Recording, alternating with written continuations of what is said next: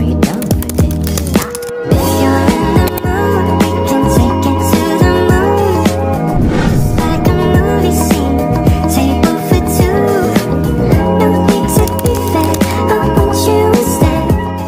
Analisis kebijakan DPR yang menganggarkan 48 miliar untuk garden, sementara Sekjen sudah 13 tahun tidak diganti, bisa dilihat dari perspektif nilai Pancasila dan beberapa undang-undangnya. Pertama itu ada nilai Pancasilanya, keadilan sosial bagi seluruh rakyat Indonesia. Pada sila kelima, penganggaran yang besar untuk hal sekunder seperti garden bertentangan dengan prinsip keadilan sosial, di mana anggaran seharusnya lebih diperuntukkan bagi kebutuhan dasar masyarakat. Yang kedua itu ada kemanusiaan yang adil dan beradab. Terdapat pada sila kedua, anggaran yang besar untuk keperluan yang tidak mendesak menunjukkan kurangnya perhatian terhadap kesejahteraan rakyat. Yang ketiga itu ada kerakyatan yang dipimpin oleh hikmat dalam permusyawaratan perwakilan. Pada sila keempat, keputusan ini perlu memberikan partisipasi masyarakat dan aspirasi mereka. Kebijakan yang diambil tanpa melibatkan kebutuhan masyarakat dapat dianggap tidak mencerminkan prinsip kerakyatan. Terus itu ada dasar hukumnya beserta dalil-dalilnya. Yang pertama itu ada pada pasal Undang-Undang Dasar 1945 pasal 33,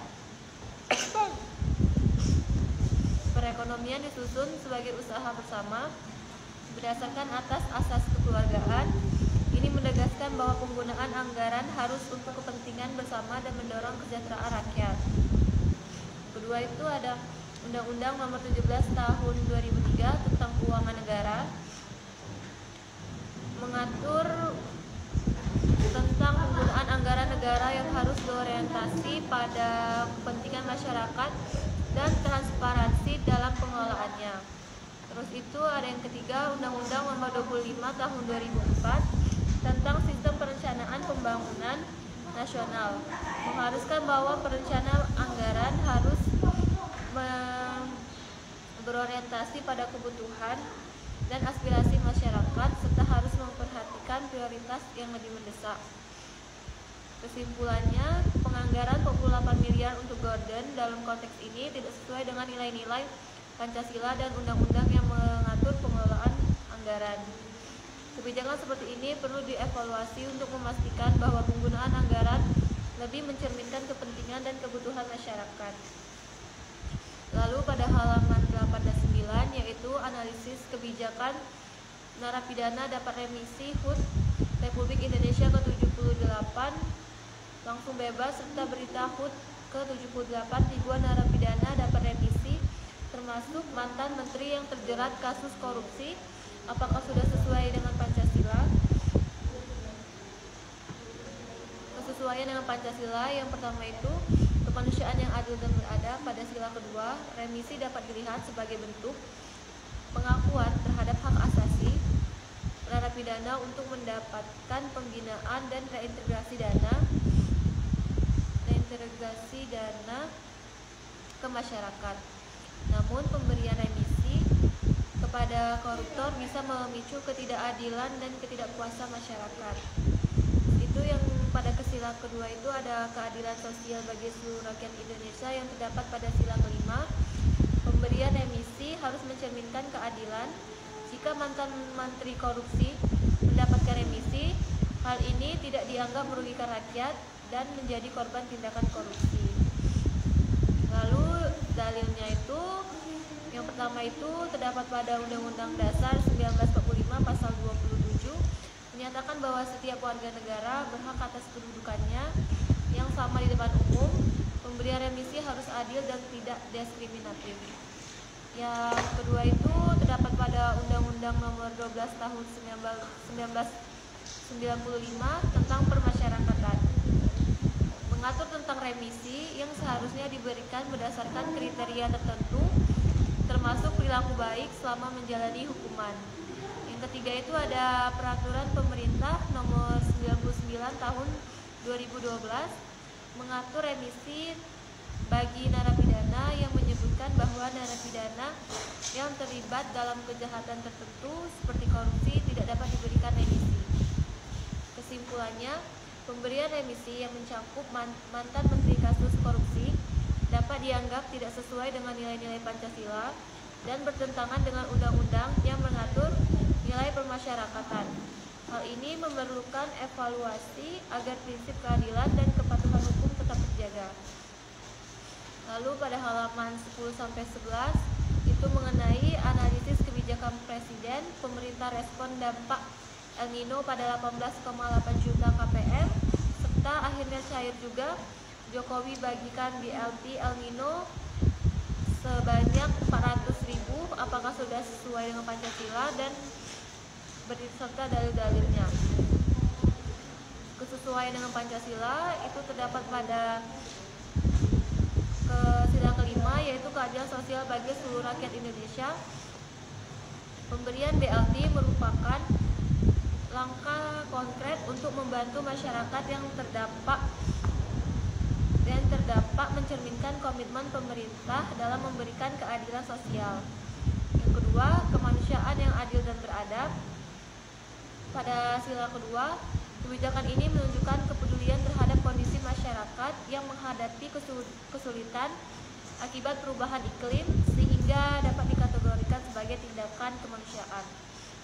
Dan juga hal tersebut terdapat dalam pasal yang pertama itu Undang-Undang 1945 pasal 27 menyatakan bahwa setiap warga negara berhak atas kesejahteraan, sehingga program BLT ini sejalan dengan prinsip tersebut. Lalu yang kedua itu ada di pasal Undang-Undang Nomor 13 Tahun 2011 tentang penanganan fakir miskin, mengatur tentang pemberian bantuan sosial kepada masyarakat yang membutuhkan, termasuk dalam situasi krisis seperti dampak El Nino. Lalu terdapat juga pada pasal ketiga, yaitu Undang-Undang Nomor 24 Tahun 2007 tentang penanggulangan bencana, menekankan perlunya respons cepat dan bantuan kepada masyarakat yang terkena dampak bencana yang juga mencakup dampak lingkungan. Kesimpulannya, pemberian BLT sebesar 400.000 kepada 18,8 juta KPM sebagai respon terhadap dampak El Nino sudah sesuai dengan nilai-nilai Pancasila dan didukung oleh undang-undang. Kebijakan ini mencerminkan upaya pemerintahan untuk meningkatkan kesejahteraan dan memberikan perlindungan kepada masyarakat dalam situasi yang sulit.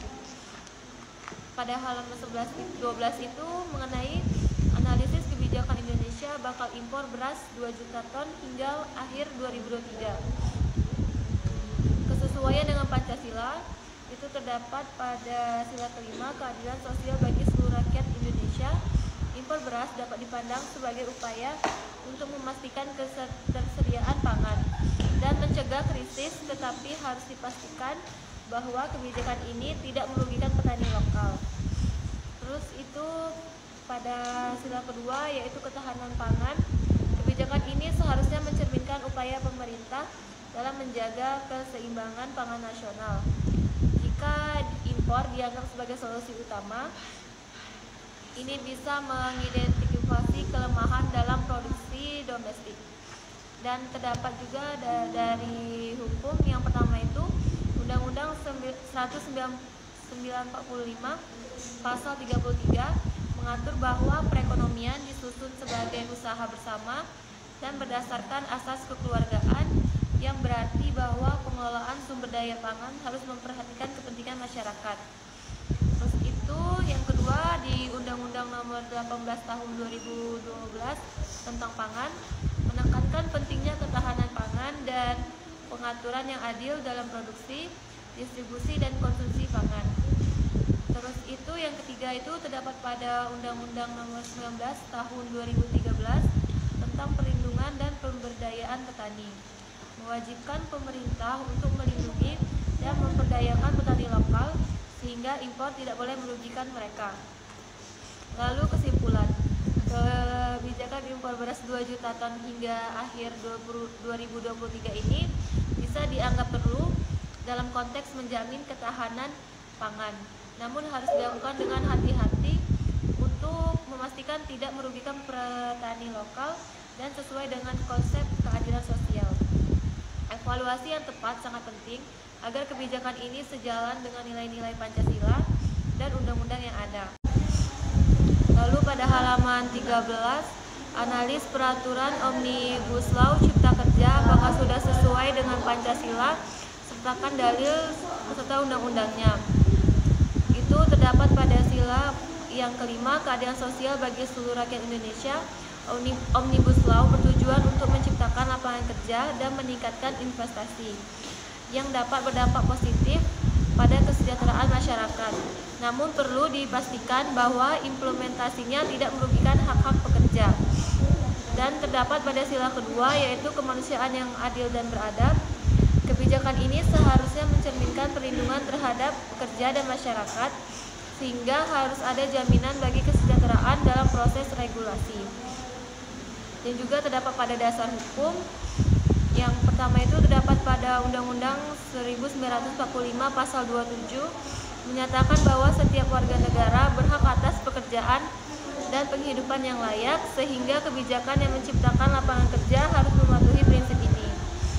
Dan juga terdapat pada Undang-Undang Nomor 13 Tahun 2003 tentang Ketenagakerjaan mengatur tentang perlindungan hak-hak pekerja yang harus tetap dihormati dan diimplementasikan Omnibus Law.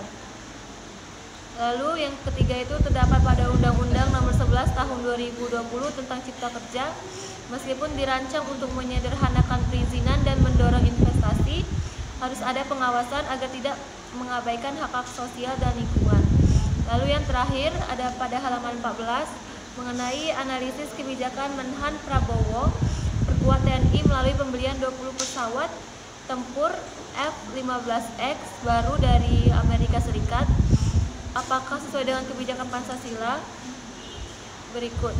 Sesuai dengan Pancasila, yaitu pada sila kedua, kemanusiaan yang adil dan beradab, penguatan pertahanan melalui pembelian pesawat tempur dapat dianggap penting untuk menjaga kedaulatan negara.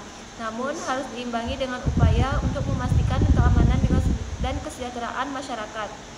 Dan yang kedua itu terdapat pada sila ketiga, mengenai ketahanan nasional. Kebijakan ini bertujuan meningkatkan kapasitas pertahanan yang sejalan dengan prinsip menjaga persatuan dan keamanan bangsa, namun tidak untuk memastikan bahwa pengeluaran anggaran tidak mengabaikan kebutuhan sosial lainnya.